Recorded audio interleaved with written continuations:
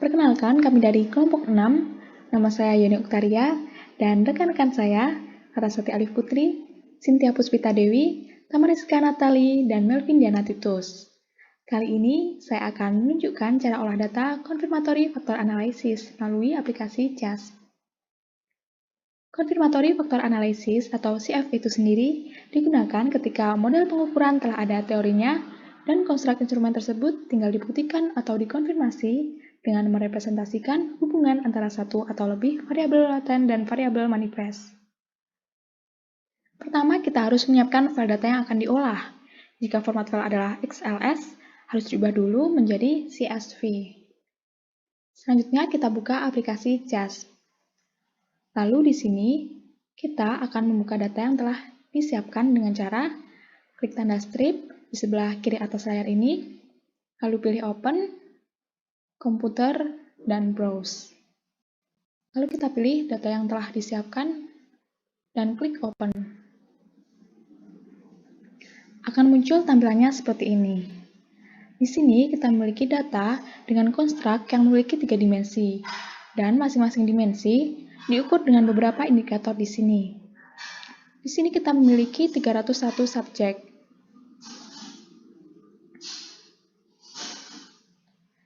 Karena data CFV ini berupa angka, jadi kita ubah dulu tipe datanya menjadi scale.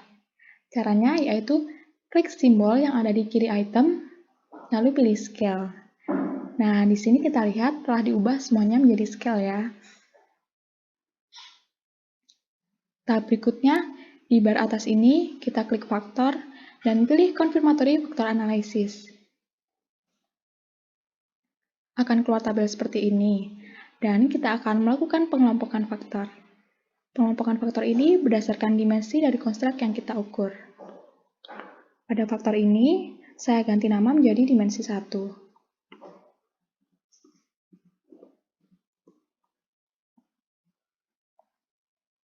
Dan dimensi ini sendiri terdiri atas item X1, X2, dan X3. Kita masukkan itemnya dengan cara klik sambil menekan tombol CTRL pada keyboard.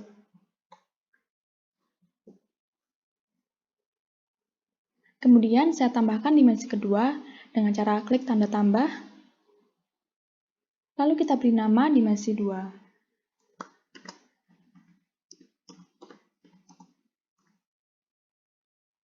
Lalu kita masukkan itemnya, yaitu item X4, X5, dan X6.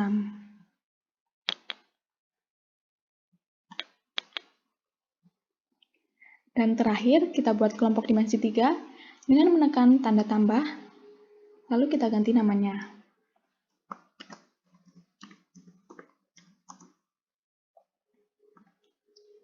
Selanjutnya, kita masukkan itemnya, yaitu X7, X8, dan X9. Nah, di layar sebelah kanan sudah muncul outputnya.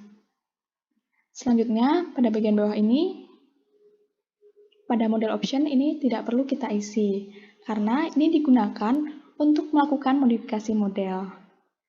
Dan pada additional output, ini kita checklist additional fit measures, R-square, modification index, dan show Lavant syntax.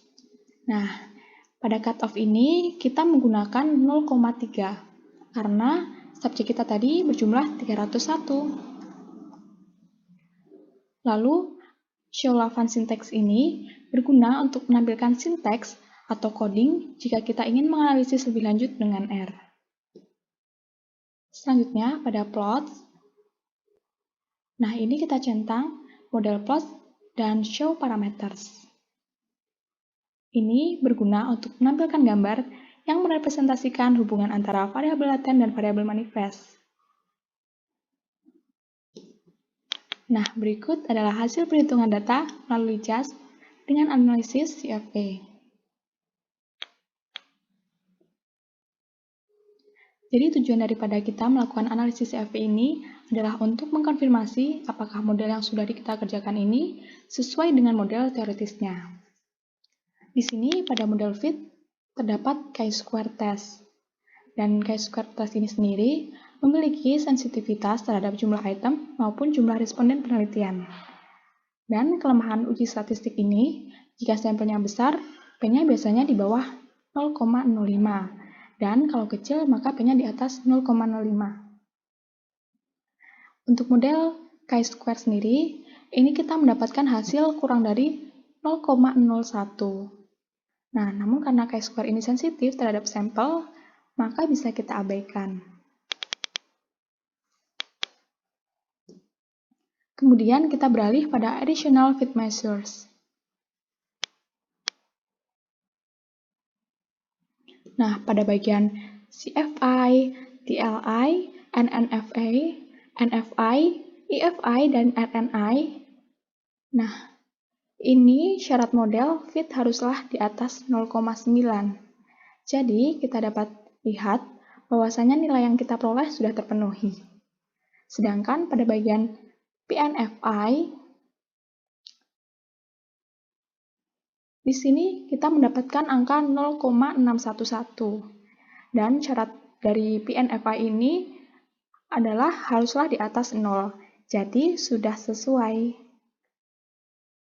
Namun, pada RFI, angka menunjukkan di bawah 0,9. Maka RFI tidak terpenuhi. Lalu selanjutnya pada other fit measures, di sini ada RMSEA. Nah, ini bisa dikatakan fit apabila memiliki nilai kurang dari 0,08. Dan kita lihat di sini, kita mendapatkan nilai 0,079. Artinya ini sudah fit. Kemudian, pada RMSEA p-value, ini kita lihat, dan dapat dikatakan fit apabila memiliki angka kurang dari 0,1. Di sini data kita mendapatkan angka 0,014. Artinya nilai p-value RMSEA kita sudah fit. Lalu pada MFI dan GFI ini harus di atas 0,9 agar bisa dikatakan fit. Maka sudah jelas bahwa nilai MFI dan GFI kita sudah fit. Berdasarkan semua hasil yang sudah kita telah bersama tadi, menunjukkan bahwa hampir semua nilai terpenuhi, dan hanya satu nilai yaitu pada bagian RFI saja yang tidak terpenuhi. Artinya, model teoritis sudah sesuai dengan data empirik, di mana hal itu berarti data kita sudah fit.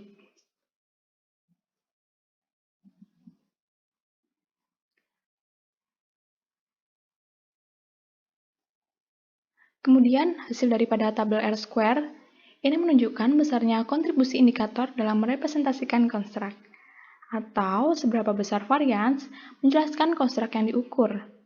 Semakin nilainya mendekati 1, maka akan semakin baik atau kontribusi itemnya semakin besar.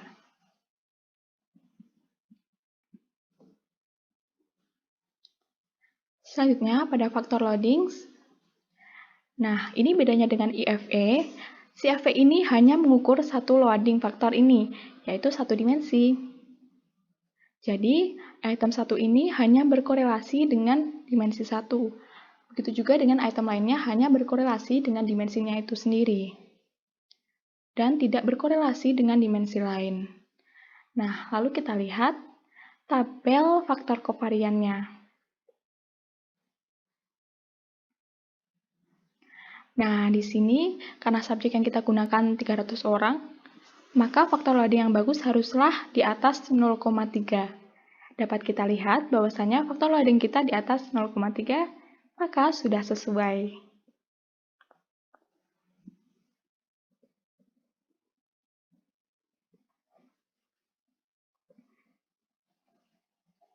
Dan selanjutnya pada model plots. Nah, di sini kita lihat bahwasanya korelasi antara dimensi 1 dengan dimensi 2 ini sebesar 0,47. Dan pada dimensi 2 dengan dimensi 3 adalah 0,28. Nah, kemudian nilai daripada garis yang di bawah ini merupakan nilai dari faktor loading. Dan ini menjelaskan tentang besarnya kontribusi indikator terhadap dimensi. Perlu kita ketahui bahwa semakin tinggi faktor loading, maka validitasnya semakin bagus. Dan selanjutnya kita lihat di sini pada X1 atau item 1 dengan dimensi 1 itu tertera sebesar 0,96. Nah, maka kita perlu mengkuadratkan untuk melihat berapa kontribusinya. Dan ini juga berlaku untuk item-item lain dan korelasinya dengan dimensinya. Nah, hasil daripada faktor loading data kita sudah bagus, karena mendekati sempurna. Bahkan ada yang sempurna, yaitu 1, yaitu pada indikator 4 pada dimensi 2. Hal ini menunjukkan bahwa indikator 4 pada dimensi 2 menyumbang kontribusi yang besar. Lalu, pada model sinteks, nah ini bisa kita gunakan untuk cross-check melalui R programs. Demikian uji validitas menggunakan CFA dengan CAS. Dapat kita simpulkan bahwa hasil empirik yang kita peroleh mampu merepresentasikan model teoritisnya.